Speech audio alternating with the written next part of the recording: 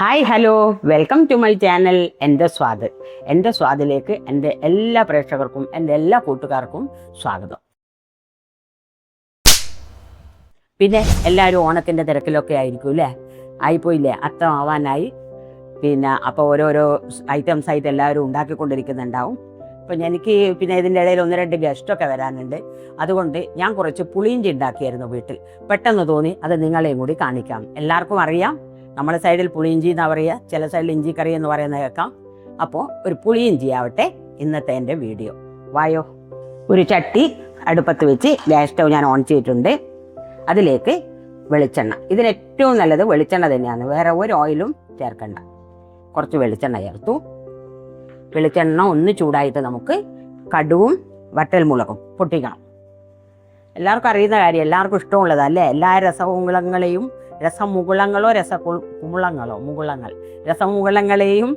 രസിപ്പിക്കുന്ന ഒരു സംഗതിയാണല്ലോ നമ്മുടെ പുളിയിഞ്ചി. എല്ലാവർക്കും ഇഷ്ടം. സദ്യ ചില ആൾക്കാർക്ക് പുളിയിഞ്ചി, ചില വീട്ടിലല്ലേ എപ്പോഴും പുളിയിഞ്ചി ഉണ്ടാവും അല്ലേ? അങ്ങനെ ഇഷ്ടമുള്ള ആൾക്കാരും ഉണ്ട്. പുളിയും മധുരവും എരിവും എല്ലാം വരുന്നതല്ലേ.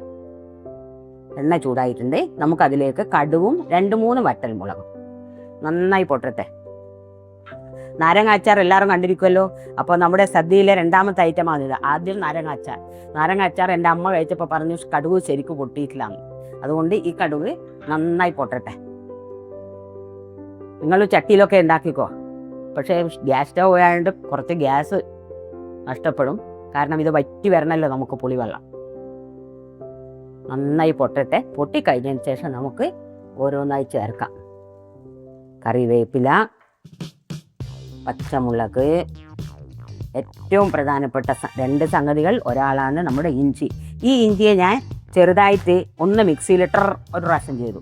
അധികം ചതഞ്ഞു പോകാൻ പാടില്ല കേട്ടോ, അരഞ്ഞു പോകരുത്. കാരണം വെച്ചാൽ ഈ പുളിയിഞ്ചിയിൽ എപ്പോഴും ആരും അങ്ങനെ ഇല്ലേ, കുറച്ചെല്ലാം വലുതായി പോയി ഇഞ്ചി കഷ്ണം ആരും കഴിക്കില്ല.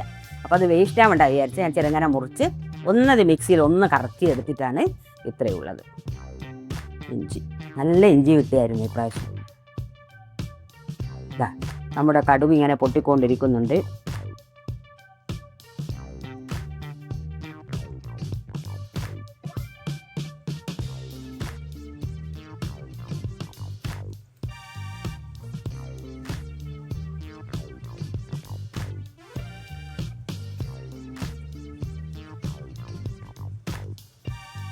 ഇതിലേക്ക് നമുക്ക് കറിവേപ്പില ചേർക്കാം.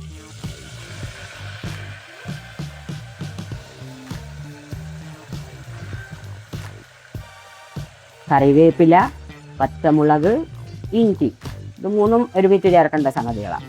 എന്നിട്ട് നന്നായി ഒന്ന് വഴറ്റിയെടുക്കണം. ഈ ഇഞ്ചി നന്നായി ഒന്ന് ഡ്രൈ ആവണം.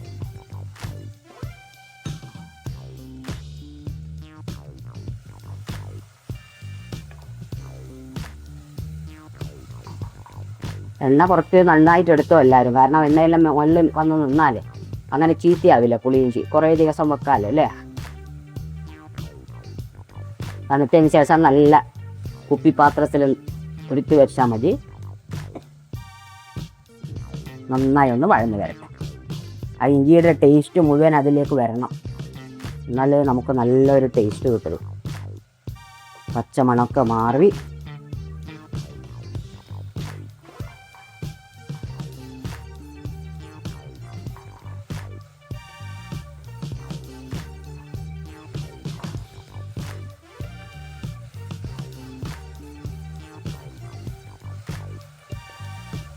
ഇളം ബ്രൗൺ കളർ ആവുന്നത് വരെ ഇഞ്ചി വഴറ്റിയെടുക്കണം.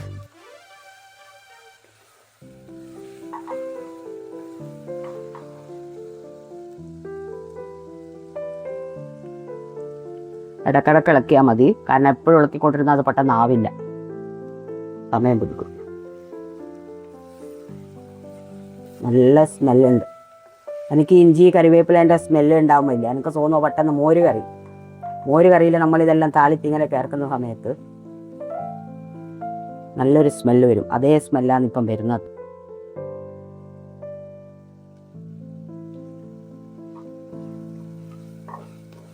നന്നായി വഴന്നു കഴിഞ്ഞാൽ എണ്ണ തെളിഞ്ഞ് വരും മേലേക്ക്.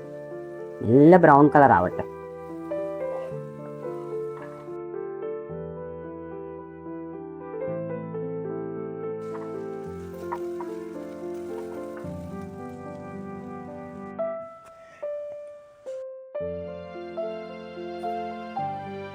ഇതാ നല്ല ബ്രൗൺ കളറായി വന്നിട്ടുണ്ട്. ഇനി ഇതിലേക്ക് നമുക്ക് കുറച്ച് മഞ്ഞൾപ്പൊടി, കുറച്ച് മുളക് പൊടി കുറച്ചേ ചേർത്തിട്ടുള്ളൂ. കാരണം പിന്നെ ഇതിൻ്റെ നമുക്ക് പച്ചമുളകുണ്ട്, പിന്നെ വറ്റൽ മുളക് ഇട്ടിട്ടുണ്ട്. ഇത് രണ്ടും ഒഴിച്ച് കഴിഞ്ഞതിന് ശേഷം നമുക്ക് എന്ത് ചെയ്യണം? കുറച്ച് ഉപ്പ്,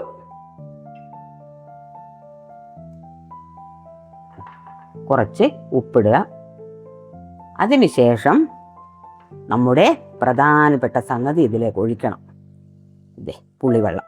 ഞാൻ ഇത്ര പുളി എടുത്തിട്ടുണ്ട്. അതിന് 2 ഗ്ലാസ് വെള്ളവും ഞാൻ ഒഴിച്ചിട്ടുണ്ട്. ഇനി ഇത് മുഴുവൻ വറ്റി നല്ല പരുവമായിട്ട് വരണം. അതിൻ്റെ കൂടെ തന്നെ നമുക്കൊരു കാര്യം ചെയ്യാം. ഞാൻ 1 ആണി ശർക്കര ഇവിടെ ചിരകി വെച്ചിട്ടുണ്ട്. അതും കൂടെ അതിലേക്ക് ചേർക്കാം. അഥവാ മധുരം വേണമെങ്കിൽ നമുക്ക് പിന്നെ ലാസ്റ്റിൽ നോക്കിയിട്ട് പൊടിച്ച് ചേർക്കാം.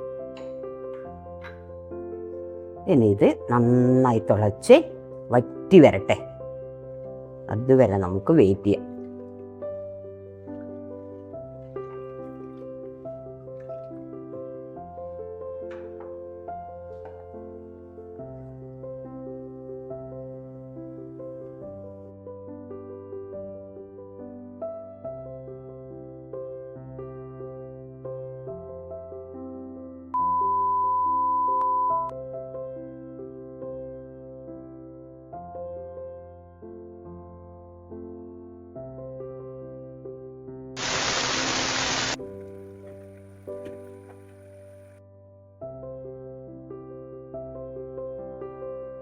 ഇതാ ഏകദേശം വറ്റി 2 ഗ്ലാസ് പുളിവെള്ളം വറ്റി ഇവിടെ വരെ എത്തിയിട്ടുണ്ട്. കണ്ടില്ലേ?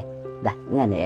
അപ്പോൾ ഗ്യാസ് ഓഫാക്കുന്നതിന് മുമ്പ് നമുക്ക് കുറച്ച് 1 പിഞ്ച് ഉലുവപ്പൊടിയും 1 പിഞ്ച് കായപ്പൊടിയും രണ്ടും കൂടെ ഞാൻ ഇത്രയേ ചേർക്കുന്നുള്ളൂ.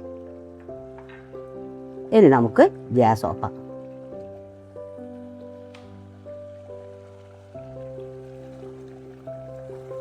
ചട്ടിയിൽ കുറച്ച് സമയം കൂടി വെച്ച് കഴിഞ്ഞാൽ ഇനിയും വറ്റി വരണ്ടുള്ളൂ. 2 മിനിറ്റ് കഴിഞ്ഞിട്ട് മറ്റൊരു പാത്രത്തിലേക്ക് മാറ്റാം. ഇതിൻ്റെ ചൂട് മുഴുവൻ ഒന്ന് എടുത്തു കഴിഞ്ഞാൽ ഒന്നും കൂടി അത് വറ്റി നല്ല കറുത്ത കളർ തന്നെ നോക്കിയേ. നല്ല കറുത്ത കളറോടുകൂടി ഇഞ്ചിൻ്റെ ടേസ്റ്റും എല്ലാം കറക്റ്റായിരുന്നു. ആ ഒരു ആണി വെള്ളം മുഴുവൻ ഞാൻ എടുത്തു. അത്രയേ വേണ്ടി വന്നിട്ടുള്ളൂ. ആദ്യം ഇട്ട ഉപ്പിൽ കുറച്ചും കൂടെ ഞാൻ പിന്നെയും ചേർത്തായിരുന്നു ടേസ്റ്റ് നോക്കിയിട്ട്. ഉപ്പൊക്കെ എല്ലാവർക്കും സ്വന്തം ടേസ്റ്റ് ഉണ്ടാവുമല്ലോ. ഇതാ ചട്ടിയിൽ വെച്ചപ്പോൾ കണ്ടില്ലേ, ഇപ്പം തന്നെ ഒന്നും കൂടെ കട്ടിയായി വന്നു. 2 മിനിറ്റ് ചട്ടിയിൽ കിടക്കട്ടെ.